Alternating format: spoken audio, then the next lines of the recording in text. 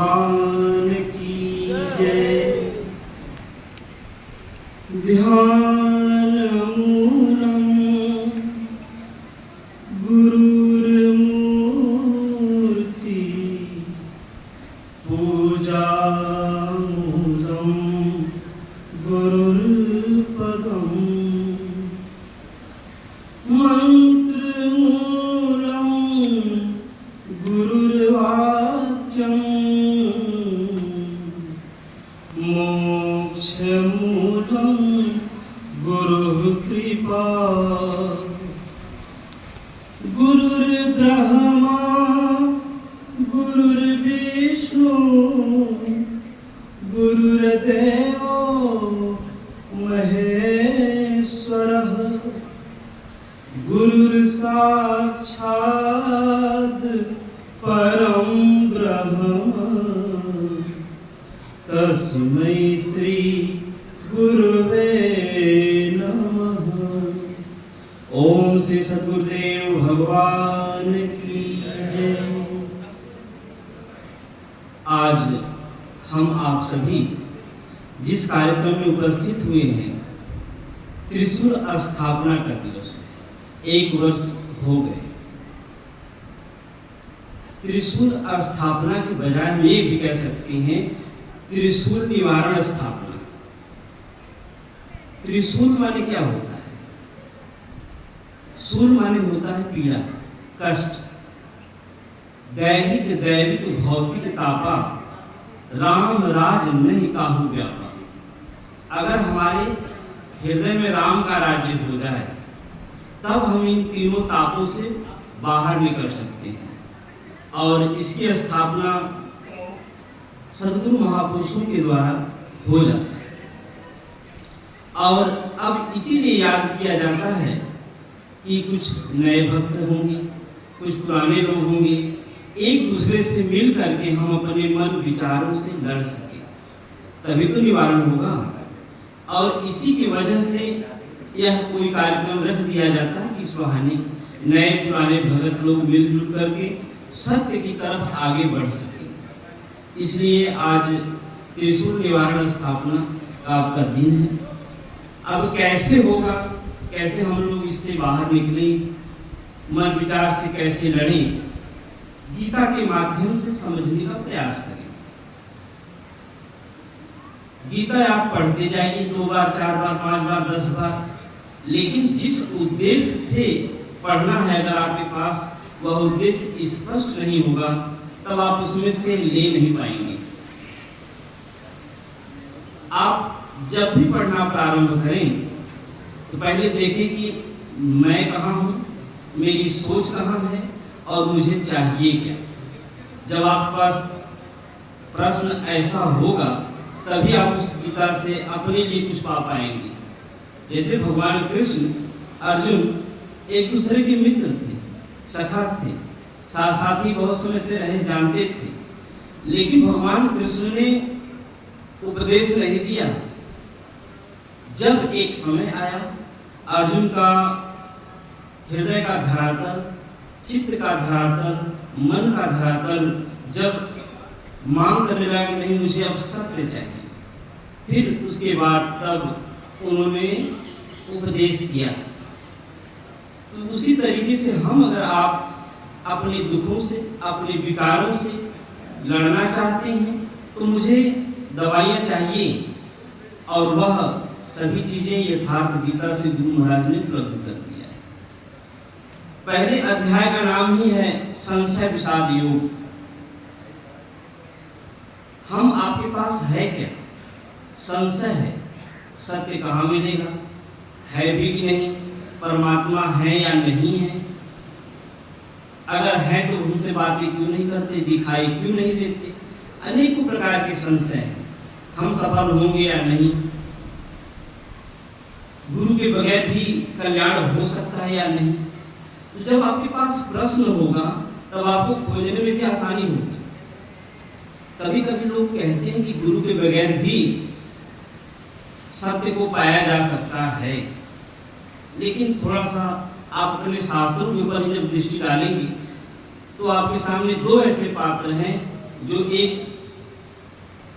संतों के सानिध्य में, महापुरुषों के सानिध्य में, आचार्य के सानिध्य में अपनी शिक्षा साधना किया, और एक बगैर शास्त्र के, बगैर महापुरुष के अभाव में अपने लक्ष्य की दूरी तय किया। एक का नाम है अर्जुन और एक का नाम है एकलव्य। एकलव्य गुरु की केवल प्रतिमा बना करके सानिध्य में नहीं पढ़ा, और अर्जुन गुरु के सानिध्य में पढ़ा। दोनों में अंतर क्या है? अर्जुन युद्ध में भाग लेता है, कर्ण भाग लेते हैं, लेकिन एकलव्य को किसी युद्ध में लिया नहीं जाता। इतना पारंगत, इतना बड़ा धनुर्धर, लेकिन फिर भी नहीं लिया जाता। इसका मतलब है कि हमारे अध्ययन, हमारा भजन चिंतन किसी न किसी महापुरुषों के सानिध्य में होना चाहिए, क्योंकि उसके बगैर हम सत्य और असत्य का प्रयोग करना ठीक से नहीं समझ सकते। एक उदाहरण जो आपके पास, एक आतंकवादियों के पास भी शस्त्र है और आपके सैनिक के पास भी अस्त्र शस्त्र है, और आपकी मांग हो कि नहीं मुझे किसके पास जाना चाहिए सहायता के लिए, तो आप किसके पास जाएंगे? अपने सैनिकों के पास, जिसके पास सीखने का अथॉरिटी रहा है, जिसने तरीके से सीखा है, संस्थागत होकर के सीखा है, किसी महापुरुषों के सानिध्य में शिक्षा ग्रहण किया है, हम वहां जाना चाहिए। इसलिए अगर हमको अपने मन को समझना है, उसको रास्ते पे लगाना है, तो किसी महापुरुष की तलाश किया जाए। लेकिन अभी महाराज ने बताया कि हम इन चर्म चक्षुओं से पहचान नहीं सकते, लेकिन जिज्ञासा रख सकते हैं। जाएं, प्रश्न करें, और फिर इसके बाद प्रश्नों के आधार पर संतुष्ट हो तो ठीक, नहीं तलाश करें। गीता में भगवान ने अर्जुन को दो बातें समझाई। एक जगह कहते हैं कि सर्वधर्मान परित्यज्य माम एकम शरणं व्रज अहम त्वा सर्व पापेभ्यो मोक्षयिष्यामि मा शुचः। अर्जुन, तुम धर्म के सभी वचनों को त्याग दो, केवल एकमात्र मेरी शरण हो जाओ, मैं तुझे सब दूंगा, मोक्ष सब फ्री में। लेकिन एक जगह ऐसा भी कहते हैं, तद विधि प्रणिपातेन परिप्रश्नेन सेवया उपदेशन्ति ते ज्ञानम ज्ञानिनः तत्त्वदर्शिनः। चौथे अध्याय का 34 श्लोक है। तो हमको क्या करना है? दोनों चीजें, अब एक बात अभी फैल रहा है भारत में कि केवल कृष्ण ही भगवान है, आप केवल उनकी आराधना करें, केवल उनको देखें, लेकिन नहीं, दो बातें एकदम स्पष्ट है, नहीं हो सकती है। हम आपके पास एक भाव है, और भाव में विवेक का अभाव है। दो चीजें हैं, एक तो भाव है और दूसरा विवेक का अभाव है। भाव क्या है? कि हम सत्य के प्रति जिज्ञासा रखते हैं, धार्मिक शास्त्रों का चिंतन मंथन करना चाहते हैं, और विवेक का अभाव क्या है? कि हमारे अंदर सोच का तरीका नहीं है। जैसे हम कृष्ण को माने और कृष्ण की बात को न माने, क्या यह तर्क संगत है? निश्चित है कि यह तर्क संगत नहीं है। अब कृष्ण जी 8वें अध्याय के 13वें श्लोक में यह स्पष्ट कह रहे हैं कि ओमेतिकाक्षरम ब्रह्म व्याहरन् वा मनुस्मरन् यह प्रयाति त्यजन्ते हम स याति परमां गतिम्। अर्जुन, तू ओम का जाप कर। ओम इतिकाक्षरम ब्रह्म, यह ओम इतना ही, इसके आगे पीछे कुछ जोड़ना नहीं है। इतना स्पष्ट होने के बावजूद भी हमको हरे राम राम राम हरे हरे, हरे कृष्ण हरे कृष्ण हरे हरे कीर्तनों को ही महामंत्र का नाम दे दिया जाता है। लेकिन यह शास्त्र न रामचरितमानस का न यह गीता का निर्णय नहीं है। रामचरितमानस में भी स्पष्ट है कि मंत्र अति परम लघु जाके बस सुर सर, मंत्र बहुत छोटा होना चाहिए और उसी की वशीभूत समस्त देवी देवता है। और यहाँ मुझे लंबे चौड़े में फंसाया जा रहा है। तो हमारी भावुकता तो है, लेकिन हमारे अंदर विवेक का अभाव है कि हम भगवान कृष्ण की ही बातों को नहीं मानना चाहते। और स्पष्ट कहा जा रहा है कि ओम इति, ओम इतना ही, एक अक्षरम ब्रह्म, यह ब्रह्म है। ब्रह्म का मतलब जिसको आप परमात्मा कहते हैं, जिसको आप ईश्वर कहते हैं, उसी का एक नाम ब्रह्म है। ब्रह्म यानी बृहद होने से उसका नाम ब्रह्म है। हम चाहे जहाँ हों, जिस हाल में हों, अगर हम वहीं से चिंतन अपना करना शुरू कर दिए, नाम जब चिंतन होने लगा, भगवान हर जगह व्याप्त है, वहीं से हमारी मदद करने लगे, मार्ग देने लगे, मंजिल की तरफ प्रेरित करने लगे, सब परमात्मा से संबंध, उसी को परमात्मा कहा गया है। आप उस परमात्मा के अंश हैं, इसलिए आपको समझाया जाता है या आप समझने का प्रयास करते हैं भजन के लिए। जैसे भौतिक उदाहरण से समझिए, आपके धन दौलत पर आपके पुत्र का अधिकार होता है, या जो पिताजी की संपत्ति थी उस पर पुत्र का अधिकार होता है, लेकिन योग्यता हो तब तो हम रख पाएंगे, और योग्यता नहीं होगा तो सब स्वाहा हो जाएगा। उसी प्रकार से हम आप कौन हैं?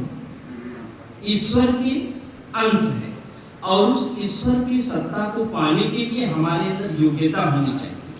उस योग्यता को प्राप्त करने के लिए ही हमें नाम जप, चिंतन, सेवा, प्रार्थना, ये सब करना है।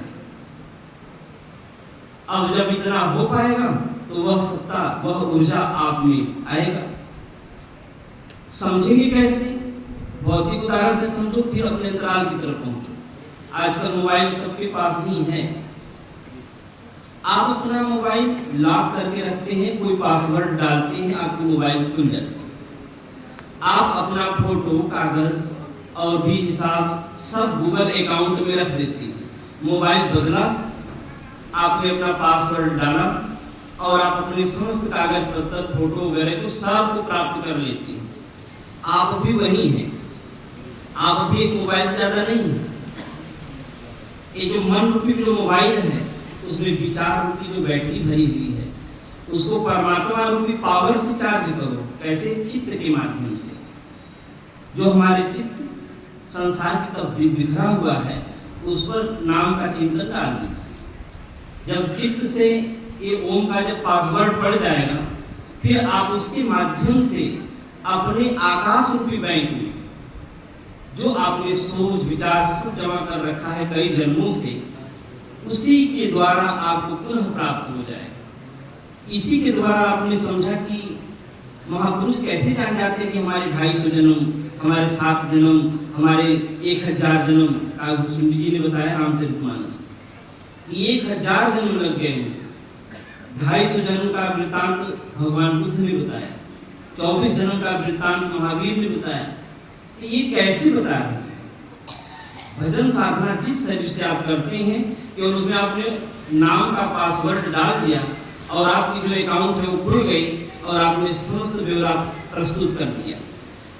उसी को जानने के लिए ही हमको भजन करना है। क्यों? क्योंकि अगर भजन चिंतन नहीं करेंगे तो इस समाज के बीच अमीर गरीब हम क्यों हैं? ये भेदभाव जो दिख रहा है, क्यों ऐसा? जो बड़ा छोटा न चाहते हुए भी हम पैर से कहीं परेशान है, कहीं शरीर से परेशान है, ये क्या है? संस्कार। तो ये संस्कारों की रील तभी समझ में आती है जब आप भजन चिंतन पर लग पाते हैं।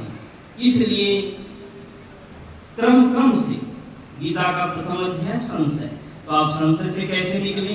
तब उसके बाद निकलना चाहते हो तो दूसरा अध्याय खोलिए, उसका नाम है कर्म जिज्ञासा। आपके अंदर जिज्ञासा उठनी चाहिए कि मुझे क्या पाना है, क्या करना है, क्या खोजना है। तब उसमें समर्पण की बात आएगी। किसी तत्वदर्शी महापुरुष की शरण लीजिए, एक अध्यापक खोजिए भौतिक जीवन के लिए, एक आध्यात्मिक गुरु खोजिए अपने आत्मा को दिशा देने के लिए। और उसमें है कार्पण्य 275 स्वभाव परीक्षामि त्वाम धर्म समूढ़ चेतन यह श्याम निश्चितम दूहितन में शिष्यस्ते हम साधिमाम त्वाम प्रपन्नम। हम आपके शिष्य हैं, मुझे साधिए, संभालिए, उपदेश करिए, जैसी आवश्यकता है उसके अनुसार आपको मार्गदर्शक भी चाहिए। अगर आप मार्गदर्शक पा चुके हैं तो वह क्या बताएंगे? आपके अंतराल की जो विकार है उसकी तरफ कि भाई अपने मन से लड़ो।